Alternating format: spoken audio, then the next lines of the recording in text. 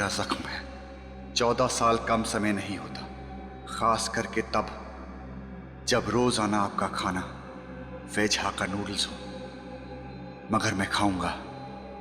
जिंदा जो रहना है मुझे, ये जानने के लिए कि वो कौन दुश्मन है मेरा जो इतनी नफरत करता है मुझसे। कभी ना कभी तो जरूर आजाद करेगा वो मुझे इस पिंजरे से।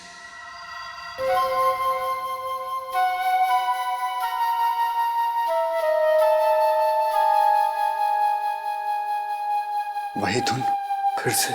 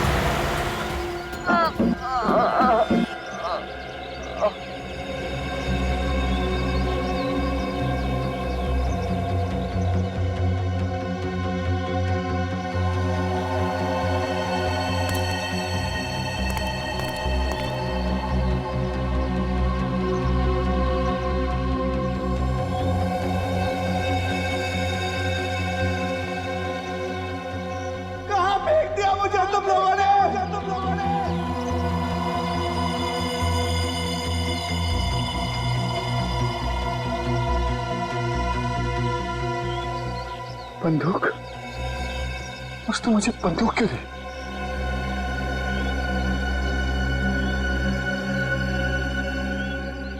हजार के नोट? इतने सारे?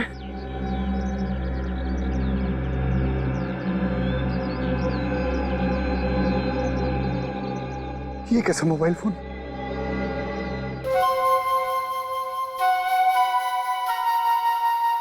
उसी का फोन होगा। हेलो हेलो, कहाँ हो तुम? परेशान होने की जरूरत नहीं है। मैं जानता हूँ तुम्हारे वक्त में मोबाइल फोन्स बहुत कम इस्तेमाल होते थे, और ये 1000 के नोट जो मैंने तुम्हें दिए हैं वो तो थे ही नहीं तुम्हारे जमाने में। कौन हो तुम? क्या फर्क पड़ता है कि मैं कौन हूँ? तुमने मुझे 14 साल उस कमरे में क्यों बंद कर रखा? मैं तुझे मिलना चाहता हूँ। मैं जानना चाहता हूँ कि मैंने क्या किया था। तुमने मुझे क्यों किडनैप किया? सब कुछ बहुत जल्द पता चल जाएगा। पैसे और गन तुम्हारी मदद करेंगे।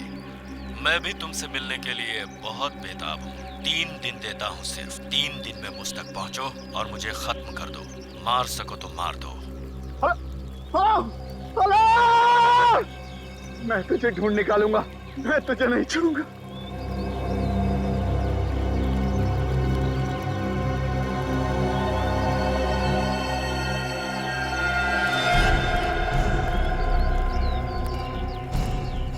कौन सा जंगल है?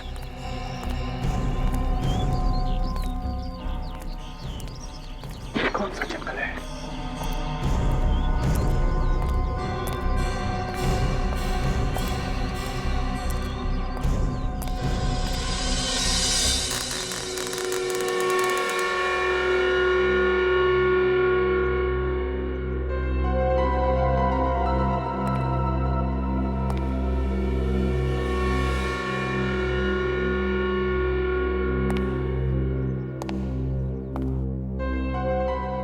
मेरे हंसते खेलते घर को उसकी नजर लग गई।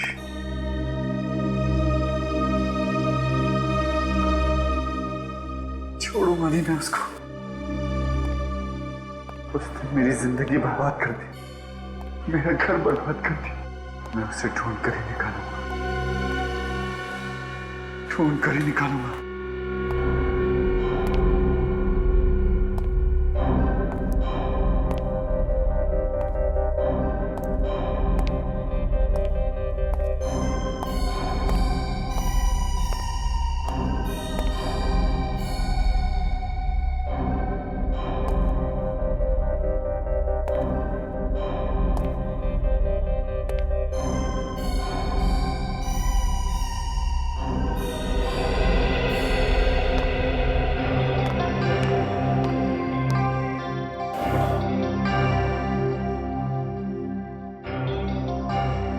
कितना खूबसूरत है, मीरा को बहुत पसंद आएगा।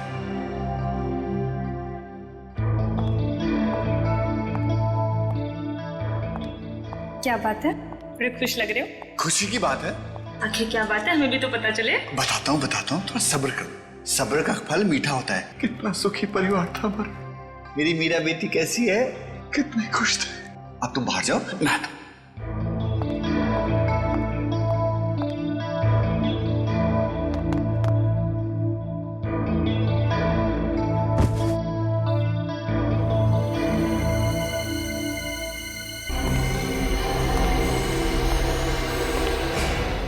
लॉकेट इसी में होगा।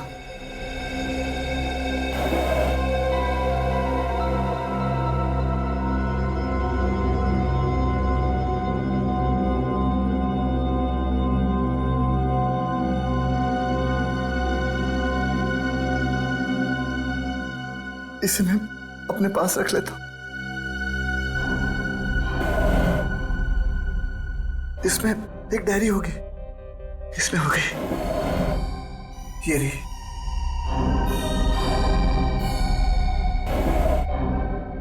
इसमें उसका नंबर होगा।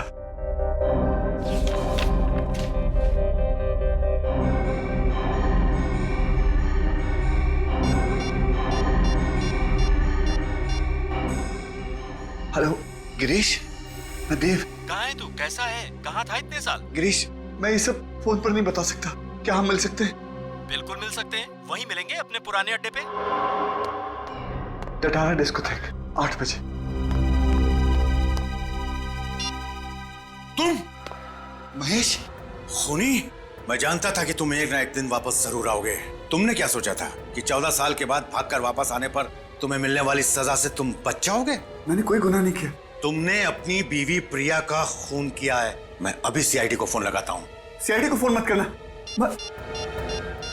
महेश, अरे सीआईडी को फोन मत करना। तुम्हारे पास बंदूक है तो मुझे फोन लगाना ही पड़ेगा।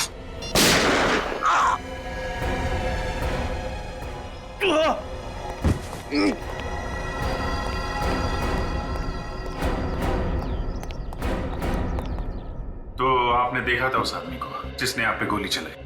जी हाँ, वो देव था। देव? कौन कौन है ये देव? जी वो मेरा पड़ोसी था। आज से 14 साल पहले वो अपनी पत्नी प्रिया का खून करके भाग गया था। आज तक पकड़ा नहीं गया था।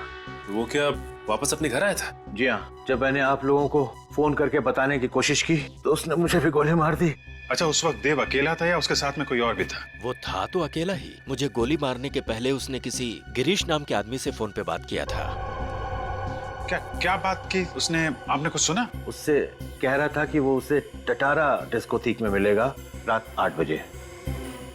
टटारा डिस्कोथेक रात 8 बजे? 8 बजने में भी 4 घंटे बाकी हैं। तब तक इस देव की कुंडली निकालते हैं। मिल गया सर। ये देखिए देव के काले कारनामों का चिट्ठा। तो इस देव ने आज से 14 साल पहले 24 अप्रैल 1998 को अपनी बीवी प्रिया का खून किया था, पेट में चाकू घोंप के। हाँ सर, और वो खून करके फरार हो गया और पुलिस को चाकू के ऊपर से उसकी उंगलियों के निशान भी मिले। और तो और मौका वारदात पे देव की खून की बूंदें भी मिली, लेकिन उसके बावजूद पुलिस पकड़ नहीं पाई उसे। और अब 14 साल बाद वो इस शहर में वापस आया है। सर जरूर कोई बहुत बड़ी ठोस वजह है इस देव के वापस आने की, वरना खुद घर जाके वो अपने आप को मुसीबत में क्यों डालता? इसमें यह भी लिखा है कि उस वक्त देव की एक 2.5 साल की बेटी भी थी, मीरा, और उसकी माँ की मौत के बाद से वो गायब है। आ रहा है ना आज रात ये देव टटारा डिस्कोथेक में। बहुत सारे सवालों के जवाब देने इस देव को।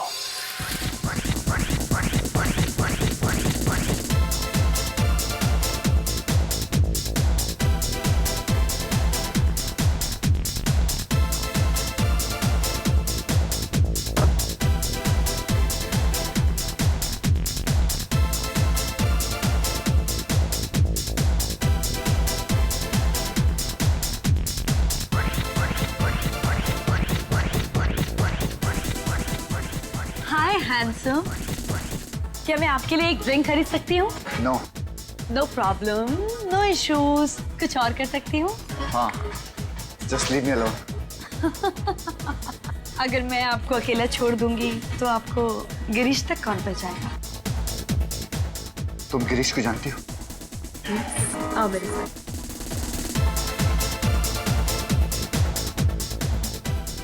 गिरीश, देखो तुमसे मिलने देव आया है। देव, हाय मैन। मेरे दोस्त कहाँ थे यार?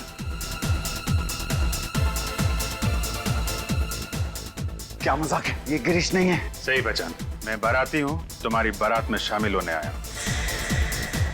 देव, अरे मेरे दोस्त, यार मैं तुम्हें ढूंढ रहा था। कैसा है तू? हाँ, चल घर चले। मैंने तुमसे बहुत सारी बातें करनी है। कोई कहीं नहीं जाएगा।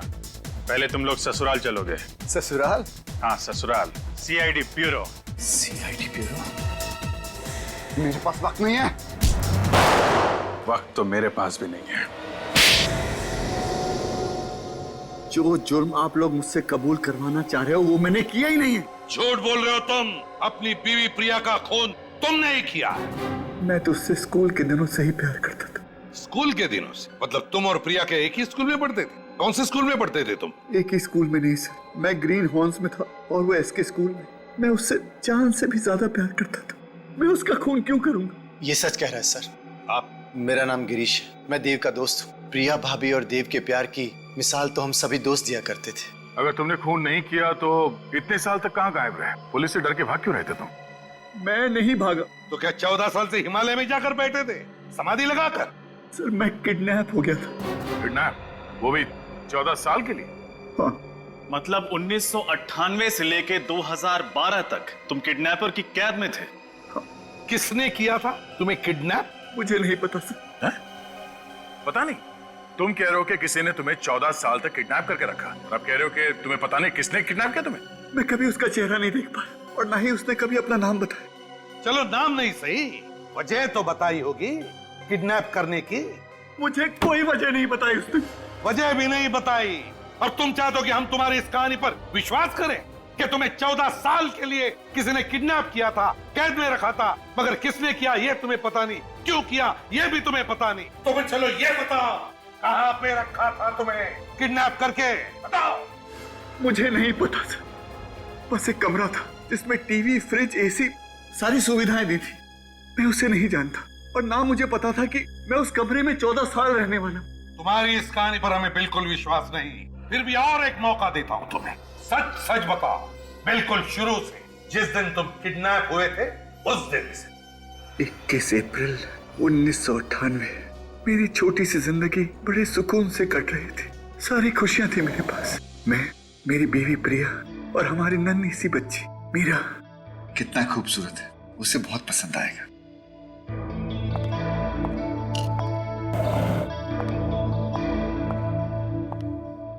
क्या बात है? बड़ी खुश लग रहे हो। खुशी की बात। क्या बात है? हमें भी तो पता चले। कुछ बात है ना, थोड़ा सब्र करना सीखो। सब्र का फल मीठा होता है। मेरी मीरा बेटी कैसी है? अच्छा, इसे लेकर बाहर जाओ। मैं आता हूँ। तुमने बताया नहीं क्या बात है। तुम जाओ तो मैं आता हूँ, बताओ तो।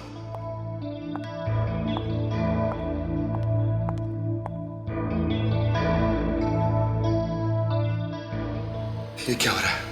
और फिर मैं बेहोश हो गया।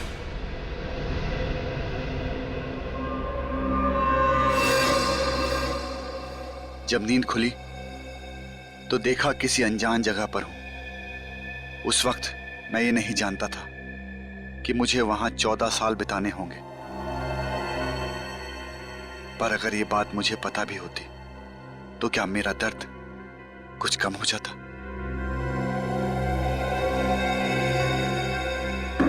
दरवाजा खोलो। मुझे अंदर क्यों बंद कर दिया? अरे कोई है? कोई सुन रहा है? मुझे अंदर क्यों बंद किया तुम लोगों ने?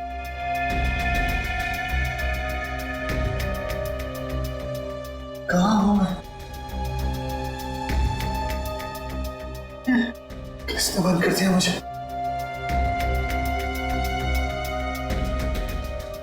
एक भी खिड़की नहीं, टीवी है, सारी सहूलतें हैं। इसने मुझे सब कुछ दिया, लेकिन काल कोठरी में क्यों बंद कर दिया?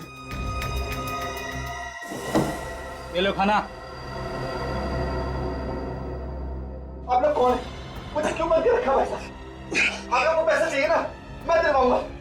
मुझे छोड़ दो। उसके पास पैसों की कमी नहीं है। किसके पास? क्या नाम है उसका? मुझे बताओ उसका नाम। वो तुम्हें जल्द ही पता चलेगा। छोड़ो। अरे छोड़ो, छोड़ो। और फिर एक दिन 4 लोग अंदर आए। कौन है आप लोग? मैं समझ नहीं पा रहा था क्यों पकड़ रखा? कि वो मेरा खून क्यों ले जा रहे हैं। मेरा खून क्यों ले लिया? जाने से पहले उन्होंने मेरा ग्लास भी ले लिया। ग्लास? उन्होंने ऐसा क्यों किया था? अरे कहाँ जा रहे हो आप लोग? अरे मेरा खून क्यों ले जा रहे हो? मेरा खून, मुझे छोड़। ये उस दिन मुझे समझ में आया जब मैंने न्यूज चैनल पर देखा कि आज सुबह देव नाम के सिविल इंजीनियर ने अपनी पत्नी प्रिया की चाकू मारकर हत्या कर दी। चाकू पर देव की उंगलियों के निशान और फर्श पर उसकी खून की बूंदें इस बात की पुष्टि करती हैं कि खून देव ने ही किया है। देव फरार है। पुलिस को उसकी तलाश है। देव और प्रिया की एक 2.5 साल की बेटी मीरा भी थी, जिसका फिलहाल कोई पता नहीं चल पा रहा। पुलिस का मानना है कि देव उसे अपने साथ ले गया है।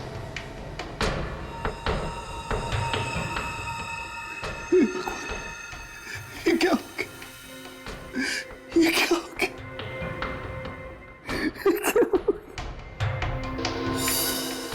क्यों मारा तुमने प्रिया को? मैंने क्या बिगाड़ा था तुम्हारा? क्या बिगाड़ा था?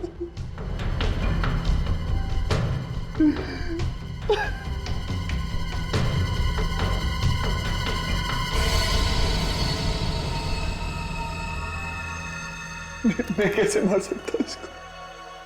मैं तो यहाँ हूँ। मैं फरार कैसे हो सकता? मैं तो प्रिया को बहुत प्यार करता था।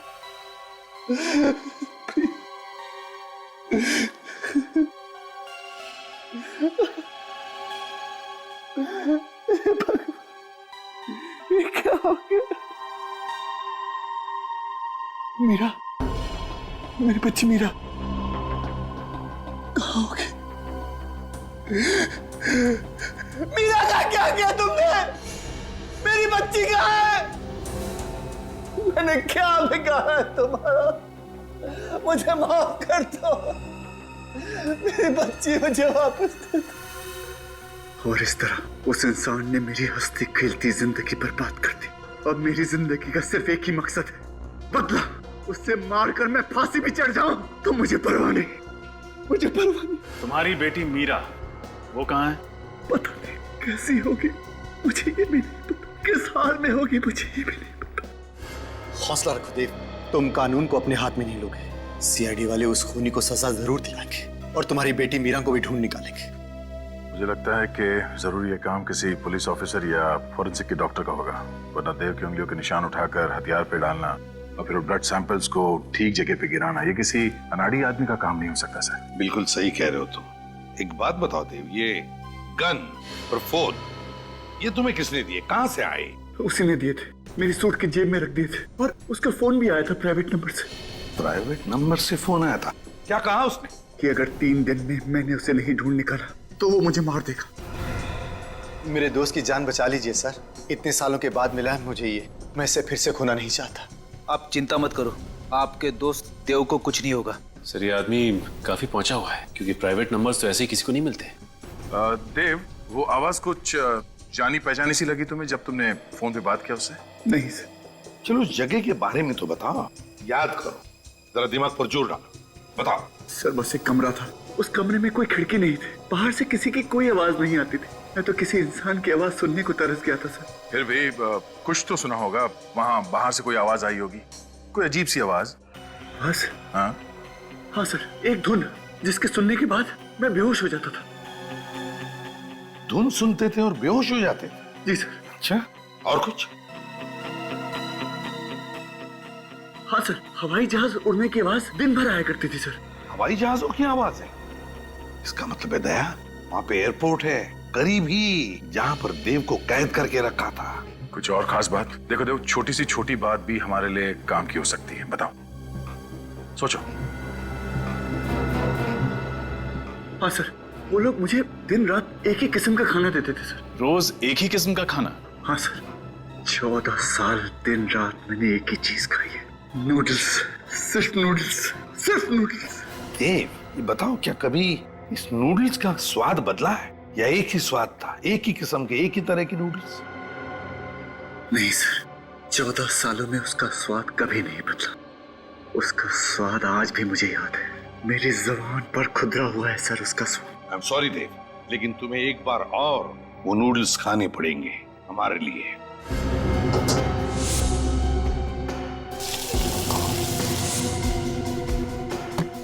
टेस्ट कीजिए मिस्टर देव।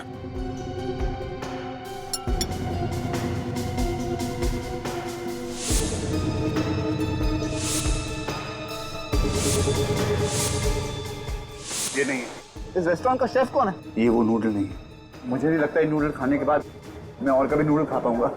इतना घटिया बना है।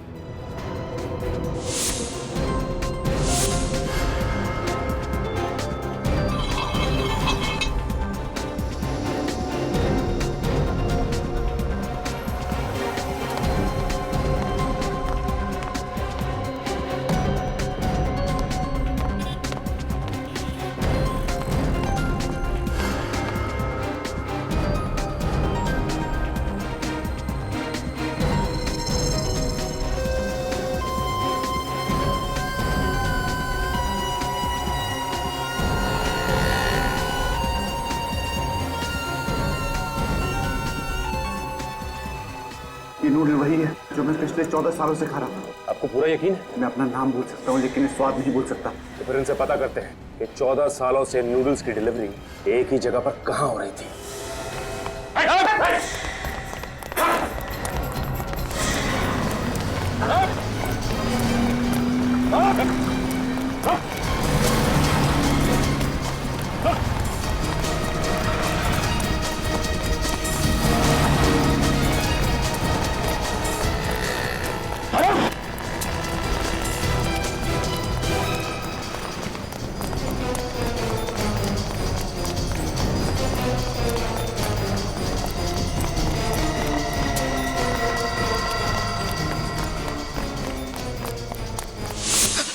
अरे बटलर, तुम यहाँ क्या कर रहे हो? मेरे पीछे वो सीआईडी।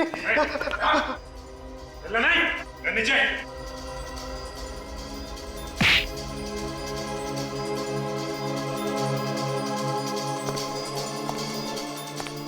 ये तो मैं, मुझे पूरा यकीन था कि उस कमरे में कैमरे हैं। क्यों किडनैप किया मुझे? तुमसे बात करता था ना। मैं नहीं हूँ वो। तुम ही थे, तुम ही थे। नहीं, मैं नहीं हूँ वो। तुम्हें कैद कर रखने के लिए मुझे किसी ने पैसे दिए थे। किसने दिए थे पैसे? मैं नहीं जानता। वो हमेशा मुझे फोन करता है। वो नंबर लाओ। लाओ। वो हमेशा अपने प्राइवेट नंबर से फोन करता है। और पैसे? वो तुम्हें पैसे कैसे देता था? वो हर महीने के 1 तारीख को बिल्डिंग के नीचे ड्रॉप बॉक्स में रख कर जाता है। अगर ये वो आदमी नहीं है तो वो कौन है जो मुझसे इतनी नफरत करता है कि 14 साल के लिए वो इस आदमी को पैसे देगा मुझे कैद में रखने के लिए? इसका पता भी चल जाएगा।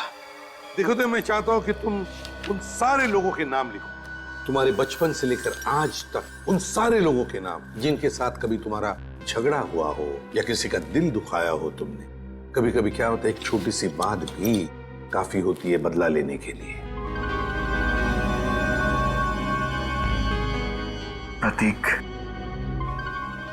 मंगल, Shubham, Siddharth, सौकी, Jerry.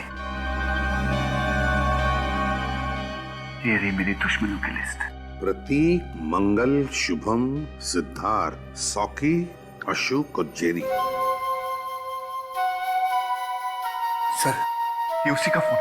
Speaker phone पर बात करो। हेलो। हेलो देव, कैसे हो?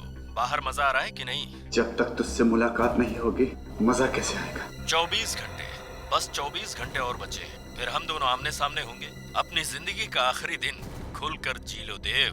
तुझे जितना जीना है जी ले, जिस बिल में छुपा है छुपा रहे। तुझे पताल से भी ढूंढ कर निकाल लूंगा।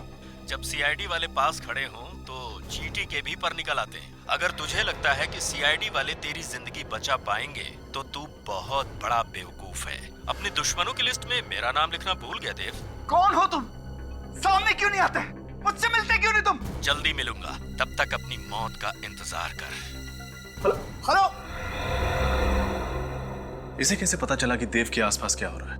कोई पीछा कर रहा है हमारा, हम पे नजर रख रहा है। लेकिन फ्रेडी, उसे तो ये भी मालूम है कि देव इस वक्त सीआईडी ब्यूरो में बैठा है और अपने दुश्मनों की लिस्ट बना रहा है। कहीं कोई सीक्रेट कैमरा तो नहीं लगवा दिया उसने यहाँ पे?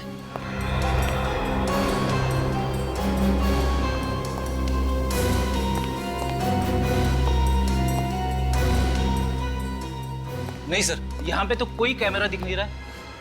क्या मतलब सर?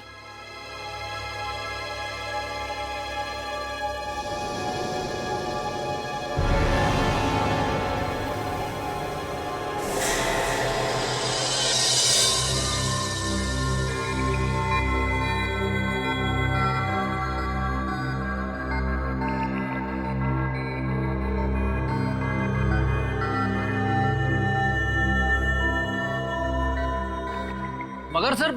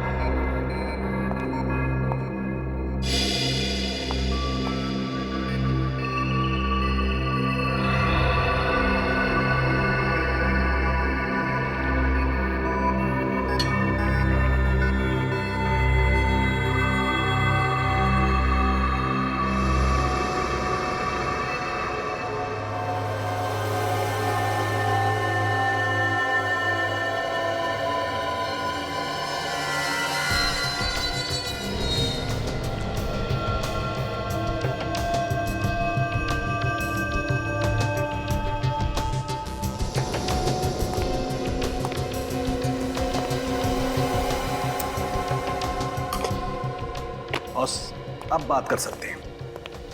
इस बग को मैंने इस साउंड प्रूफ बॉक्स में रख दिया है। अब ये हमारी आवाज कैच नहीं कर सकता है। इस बग की वजह से ये किडनैपर हमसे एक कदम आगे रहता था। अब देखते हैं यार सड़ंगे, ये देव होश में कब आएगा? 2 घंटे में इसके एनेस्थीसिया का असर खत्म हो जाएगा, उसके बाद ही होश में आएगा। सर, जिसने भी ये काम किया है उसका दिमाग बहुत ही अजीब तरीके से चलता है। उसने पहले देव को 14 साल तक कमरे में बंद रखा और जब छोड़ा तो उसके शरीर में ये बग फिट कर दिया ताकि वो हर समय इसकी बातें सुन सके। और ये बग भी उसी दौरान लगाया गया है जब देव को बंदी बनाया गया था।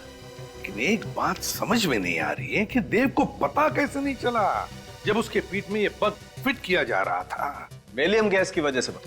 Valium gas? जब हमने देव का ब्लड टेस्ट किया तो देव के ब्लड में हमें वेलियम गैस के ट्रेसेस मिले। यार सड़ंगे, ये वेलियम गैस तो रशियन सेना ने चेचनिया के आतंकवादियों के खिलाफ इस्तेमाल किया था।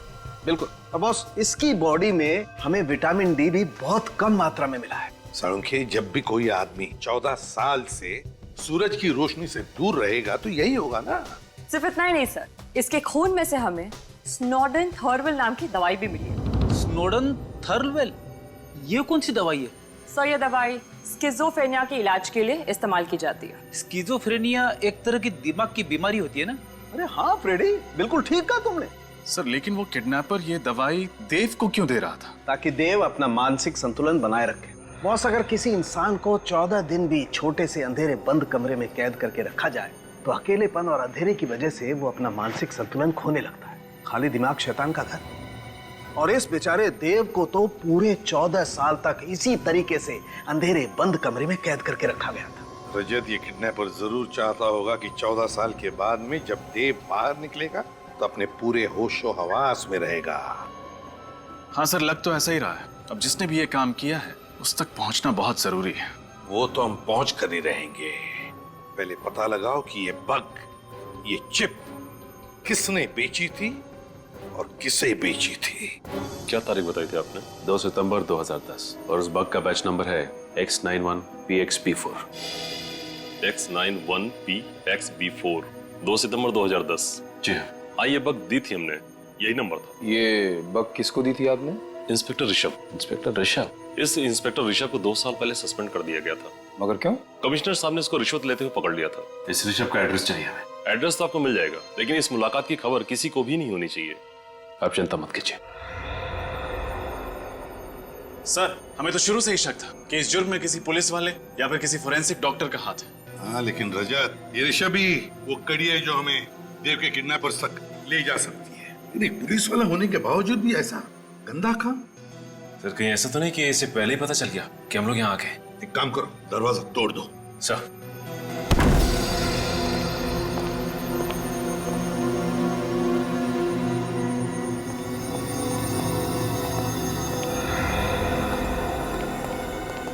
लगता है घर में तो कोई नहीं है। कहीं ये चुप कर तो नहीं बैठा है घर में? देखो जरा, बैठ जाओ।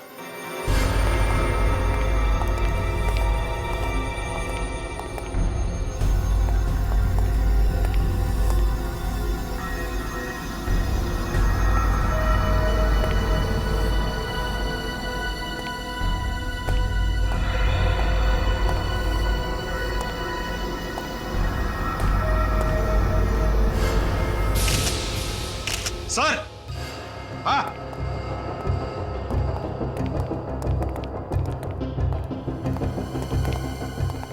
माय गॉड,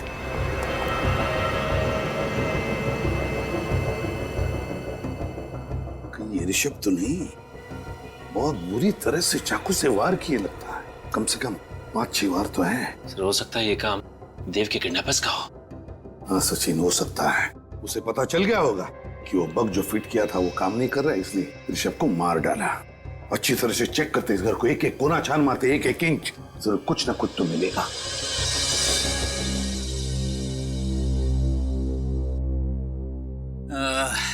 ये रही मेरी अगली चाल। ये गया आपका प्यादा।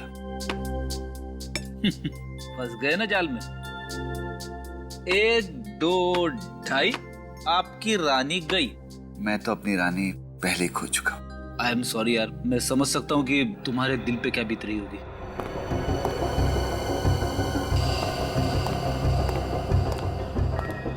ये क्या है?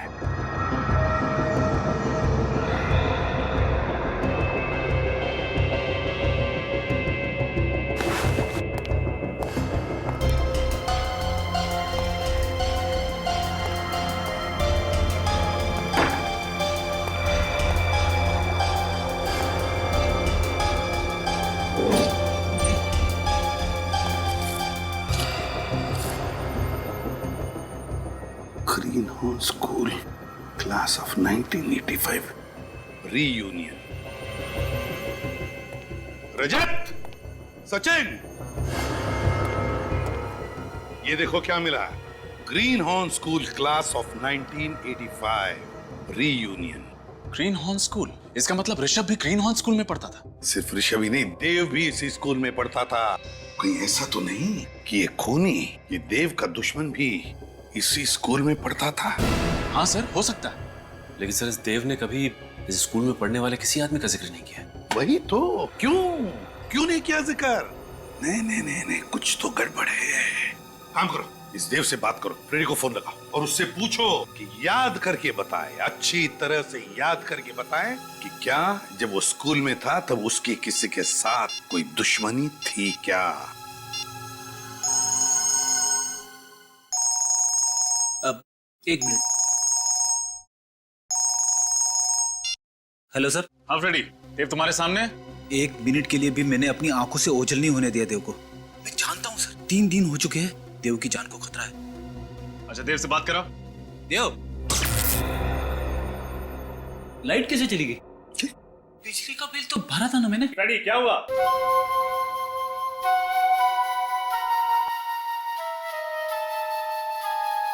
सर इसी तरह की धुन तो देव के फोन के रिंगटोन की भी है। बिल्कुल यही धुन है, यही धुन है। ये तो वही धुन है। मुझे चक्कर क्यों आ रहे? फ्रेडी, फ्रेडी, क्या हो गया? फोन कट गया सर। जरूर कुछ तो गड़बड़ है फ्रेडी के घर पर। चलते हैं उधर, जल्दी, लेट्स गो।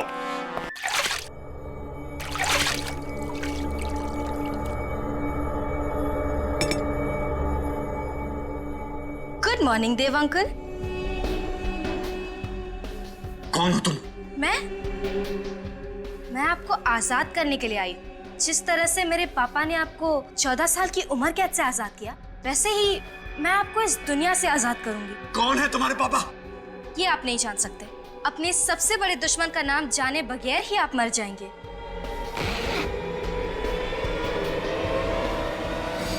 इस गन को हटाओ ऐसे, हटाओ इस गन को। रुक जा, तुम ऐसा नहीं कर सकती। सीआईडी से पंगा मत लो। क्या हुआ, डर गए? इतने बड़े होकर डर गए? जब गोली चलती है ना, तब कुछ समझ में नहीं आता। गोली चलने के पहले का पल ही डरावना होता है। और ये डर तुम्हारे दिमाग में है। सोचना बंद कर दो तो डर अपने आप ही चला जाएगा और फिर सब कुछ ठीक हो जाएगा। कौन हो तुम? तुम्हारे पापा कौन है? कौन है तुम्हारे पापा? कौन है तुम्हारे पापा? प्रभात कुमार। प्रभात कुमार? हाँ, प्रभात कुमार। तुमने क्या सोच लिया मैं तुम्हें नाम बताए बिना ही मार दूंगी? ये नाम जानना तुम्हारे लिए बहुत जरूरी है, क्योंकि यही वो नाम है जो मरने के पहले तुम्हारी कानों में गूंजेगा। कौन प्रभात कुमार? मैं किसी प्रभात कुमार को नहीं जानता। फिर तो तुम मेरी माँ को भी नहीं जानते होगे। कौन है तुम्हारी माँ? चित्रांगदा कुमार, जिसका तुमने बेरहमी से खून कर दिया। मैंने किसी का खून नहीं किया। अपने पापा को यहाँ बुलाओ। वो तुम्हारी वजह से पहले ही बहुत कुछ सह चुके हैं। उन्हें यहाँ बुलाने की कोई जरूरत नहीं है। बहुत बातें हो गई, अब तुम्हारे मरने का वक्त आ गया है। रुक जा, रुक जा। तुम ऐसा नहीं कर सकती।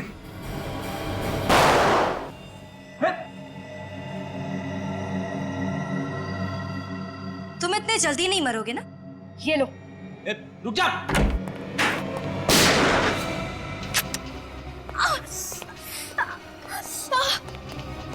मरने के बारे में सोचना भी मत। कौन हो तुम लोग? सीआईडी। देखो जल्दी से हॉस्पिटल ले चलो, जल्दी। संभल के, संभल के। अगर तुम लोग यहाँ नहीं आते तो मैं उसे मार ही डालती। हम मारने देते तब ना। इतनी कम उम्र में इतनी नफरत किस लिए? हा? बचपन से मेरी जिंदगी का एक ही मकसद रहा है, बदला। देश से अपनी माँ की मौत का बदला। इस बदले और नफरत के बीज को बोया किसने तुम्हारे दिल में? तुम्हारे पापा प्रभात कुमार ने? हाँ, मुझे गर्व है अपने पापा पर कि उन्होंने मेरे माँ के हत्यारे को इतनी बड़ी सजा दी। उसे 14 साल की कैद में रखा और अब मैंने उसे गोली मार दी। तुम्हारी वजह से देव हॉस्पिटल में जिंदगी और मौत के बीच झूल रहा है, समझी? देव तो मरेगा, जरूर मरेगा। पकड़े जाने के बाद भी तुम्हारी अकड़ नहीं गई अभी तक। अब चाहे फांसी हो या जेल, मुझे कोई फर्क नहीं पड़ता। चुपचाप बता दो तुम्हारे पापा इस वक्त कहाँ हैं, समझे? नहीं, बिल्कुल नहीं बताऊंगी। अब जब बाप बेटी का मकसद पूरा हो ही गया है तो सजा क्यों नहीं काट लेते हैं? अब तक मकसद पूरा कहाँ हुआ है? जब देव मरेगा तब हमारा मकसद पूरा होगा। तुम ऐसे नहीं मानोगी, हमें कुछ करना पड़ेगा। फ्रेडी, इस प्रभात कुमार के सारे डिटेल्स निकालो। Sachin, Nikhil, green horns school जाओ, वहीं से कुछ पता चलेगा। Excuse me sir. जी कहिए। हम लोग सीआईडी से। आप लोग मेरे स्कूल में क्या कर रहे हो? I mean, मेरे स्टूडेंट्स ने कुछ गड़बड़ की है क्या? नहीं, आपके स्टूडेंट्स ने कुछ गड़बड़ नहीं की है। बस आपके स्कूल के 1982 के बैच के बारे में कुछ जानकारी चाहिए थी। 1982 के बैच के बारे में? एक मिनट। आइए सर, इस फाइल में आपको उस बैच की सारी जानकारी मिल जाएगी। देव इसी बैच में था, मगर अपने पापा के तबादले की वजह से 15 जुलाई 1982 को बीच में स्कूल छोड़ के चला गया था। 2 सितंबर 1982 में देव की क्लास में एक नीलम नाम की लड़की थी जिसने आत्महत्या की थी, लेकिन आत्महत्या की वजह नहीं लिखी यहाँ। प्रिंसिपल साहब, आप कुछ बता सकते हैं इसके बारे में? जी नहीं सर, मैं तो यहाँ पिछले 5 साल से ही प्रिंसिपल हूँ। 1982 में मिस्टर दीनानाथ यहाँ के प्रिंसिपल थे, जिनकी कुछ साल पहले ही मौत हो गई। मौत हो गई है? जी हाँ सर। इसमें यह भी लिखा है कि नीलम का एक भाई भी था जो 8वीं क्लास में था इसी स्कूल में। क्या नाम है उसका? प्रभात कुमार। ये प्रभात कुमार तो नताशा के पापा का नाम है ना? हाँ सर। मतलब ये प्रभात पास आउट हुआ होगा 1985 में, पास आउट हुआ होगा। तो सर 1985 की फाइल देखना चाहिए। ये क्या? प्रभात और ऋषभ दोनों एक ही क्लास में पढ़ते थे, तो इसका मतलब ये दोनों एक दूसरे को अच्छी तरह से जानते होंगे और इसीलिए प्रभात ने ऋषभ से वो बग मंगाया होगा देव के शरीर में डालने को। और सर, जब उस बग के बारे में हमें पता चल गया तो प्रभात कुमार ने ऋषभ को ही रास्ते से हटा दिया। हो सकता है निखिल कि नीलम की मौत में देव का ही हाथ हो, इसीलिए तो प्रभात देव से बदला लेना चाहता था। और सर, अगर नीलम की मौत की वजह देव है तो देव ने हमसे इतनी बड़ी बात छुपाई क्यों? हो सकता है निखिल कि देव को पता ही ना हो, क्योंकि देव ने स्कूल छोड़ा था जुलाई महीने में और नीलम ने आत्महत्या की थी सितंबर के महीने में। अच्छा प्रिंसिपल साहब, इन सब की फोटोग्राफ मिल सकती है? जी सर। ये है देव और ये नीलम। तो सर, इस फाइल में ऋषभ और प्रभात का भी फोटो होना चाहिए। माय गॉड, ये है प्रभात। सर, ये प्रभात कुमार है? हाँ निखिल, अब वक्त आ गया है इस खरगोश को पिल से निकालने का। सर, मैं प्रभात कुमार के घर से आ रहा हूँ। उसका कोई आता पता नहीं है। फोन किया उसे? हाँ सर किया था, फोन बंद आ रहा है। आप लोग कितनी भी कोशिश कर लीजिए, मेरे पापा तक कभी नहीं पहुंच पाओगे। सर, मैं ग्रीन हॉर्न स्कूल से आ रहा हूँ। ये देखिए सर, ये प्रिंट आउट। नताशा, तुम्हारी बुआ ने आत्महत्या की थी, ये बात मालूम है तुम्हें? मेरी कोई बुआ नहीं है। है, नीलम कुमार नाम है उनका, मगर सितंबर 1982 में उसने आत्महत्या की थी। मगर पापा ने कभी बताया नहीं इस बारे में। ओहो, नहीं बताया? शायद भूल गए होंगे। मगर उन्होंने तुम्हें ये तो बताया होगा ना कि नीलम कुमार और देव एक ही स्कूल में पढ़ते थे। ये क्या कह रहे हैं आप? ये देखो, पढ़ो इसे। पापा ने इतनी सारी चीजें मुझसे छुपाई क्यों? तुम्हारे पापा ने तुम्हारा इस्तेमाल किया, तुम्हारी माँ की मौत का बदला लेने के लिए नहीं, बल्कि तुम्हारी बुआ की मौत का बदला लेने के लिए। ये सारे कागजात नकली है, आप लोग झूठ बोल रहे हैं ना? क्या नाम है तुम्हारी मम्मी का? चित्रंगदा कुमार ना? हाँ। कोई फोटो है उनकी तुम्हारे पास? नहीं, उन्होंने कभी मम्मी की फोटो नहीं दिखाई। चित्रंगदा कुमार नाम की कोई औरत होगी तो दिखाएंगे ना।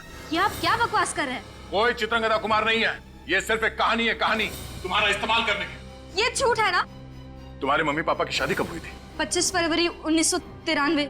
मैरिज रजिस्टर के ऑफिस में गए थे हम, वहाँ पे भी कोई प्रभात कुमार और चित्रांगदा कुमार की शादी का रजिस्ट्रेशन नहीं किया गया है। ये नहीं हो सकता। अच्छा, ये बात है। आप लोगों को लगता है कि आप लोग मुझे इन सब बातों में फंसाकर उल्लू बनाओगे, तो मैं आपको अपने पापा का पता बता दूंगी, है ना? मैं आपको अपने पापा का पता नहीं बताऊंगी। तुम्हारे पापा हैं कौन, ये पता भी है तुम्हें? क्या मतलब? दया, हमारा शक सही था। ये पढ़ो। ये क्या है? DNA report. तुम्हारी डीएनए रिपोर्ट मिस्टर देव के डीएनए रिपोर्ट से मैच करती है। मिस्टर देव तुम्हारे पापा हैं, तुम्हारे असली पापा, प्रभात कुमार नहीं। ये रिपोर्ट्स नकली है ना? ये सब झूठ है। आप लोग झूठ बोल रहे हैं ना? यही सच है। तुम्हारे गाल पे जब ये तिल देखा था हमने, हमें उस वक्त शक हुआ था कि शायद तुम मीरा हो, देव और प्रिया की बेटी। ये नहीं हो सकता। मीरा, तुम्हारी माँ का हत्यारा प्रभात कुमार है। उसी ने प्रिया को मारा और प्रिया के खून का इल्जाम देव के सर पे डाला, और फिर एक बेटी के हाथों बाप को मरवा के बदला लेना चाहता था। ये नहीं हो सकता। इस प्रभात ने बड़ी लंबी प्लानिंग की थी। उसने सोचा कि एक बेटी से बाप का खून करवा दूंगा, इस तरह मीरा को फांसी हो जाएगी और देव का सारा खानदान खत्म। हे भगवान, ये मुझसे क्या हो गया? मैंने अपने ही हाथों से अपने पापा पर गोली चला दी। ये क्या कर दिया मैंने? मैं प्रभात कुमार को नहीं छोड़ूंगी, मार डालूंगी उसे। मीरा, प्रभात कुमार के पापों की सजा कानून देगा उसे। तुम हमें सिर्फ ये बताओ कि वो है कहाँ।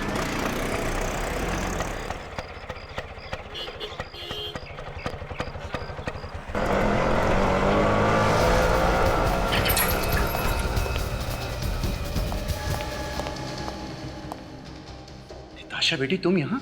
सीआईडी वालों ने तुम्हें छोड़ दिया? सीआईडी वालों ने मुझे छोड़ दिया। जब मैंने उन्हें अपनी माँ के खून की दर्द भरी दास्तान सुनाई, तो दया का भी दिल पिघल गया। दया का दिल भी पिघल गया? अरे बेवकूफ लड़की, दया का दिल कभी पिघल नहीं सकता, क्योंकि इसका दिल लोहे का बना हुआ है। जरूर इसमें उनकी कोई चाल होगी। ठीक कहा तुमने, ये हमारा ही प्लान था। मिस्टर प्रभात कुमार उर्फ गिरीश।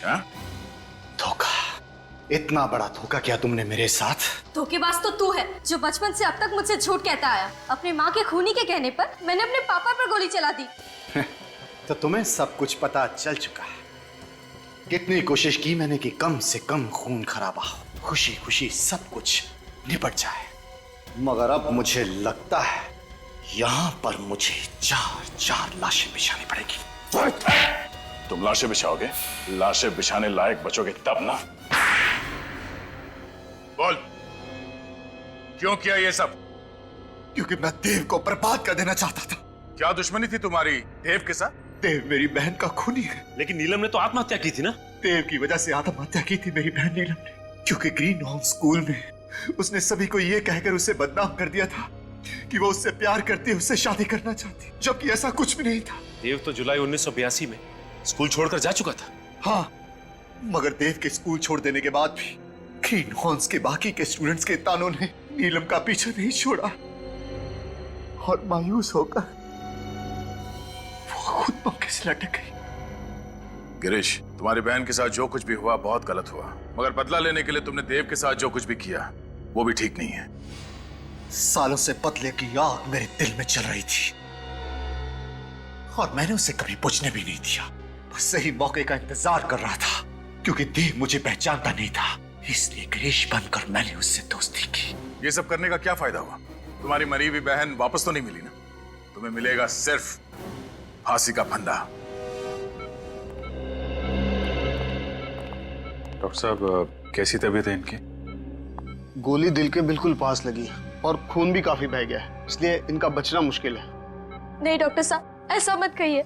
अगर मेरे पापा को कुछ हो गया तो मैं अपने आप को माफ नहीं कर पाऊंगी। हमें जो कुछ करना था हम कर चुके हैं, अब तो इनको केवल भगवान ही बचा सकते हैं। पापा, पापा उठिए ना। मैं आपकी बेटी मीरा। मैं आपको पहचान नहीं पाई, पर आपको तो मुझे पहचान लेना चाहिए था ना। पापा जवाब दीजिए, इतने सालों बाद आपकी बेटी वापस आई है, आप उठकर उसे गले नहीं लगाएंगे? ओ नो, इनकी हालत तो बिगड़ती जा रही है। पापा आप मुझे छोड़कर कहीं नहीं जा सकते, समझ गए आप? मम्मी भी मुझे छोड़ के चली गई थी। अगर आप चले गए तो मुझे कौन संभालेगा? पापा उठिए ना पापा। हे भगवान, आप प्लीज मेरे पापा को बचा लीजिए। मैं जेल चली जाऊंगी, अपने सारे बुरे कामों की सजा काटूंगी, पर आप मेरे पापा को बचा लीजिए प्लीज। भगवान उठिए ना पापा। इन्हें होश आ रहा है। पापा मुझे माफ कर दीजिए, मुझसे बहुत बड़ी गलती हो गई। मुझे अब पर गोली नहीं चलानी चाहिए थी।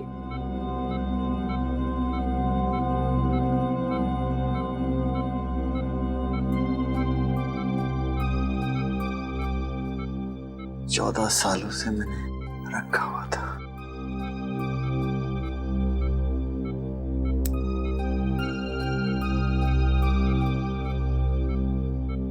ये तो मेरे बचपन का फोटो है।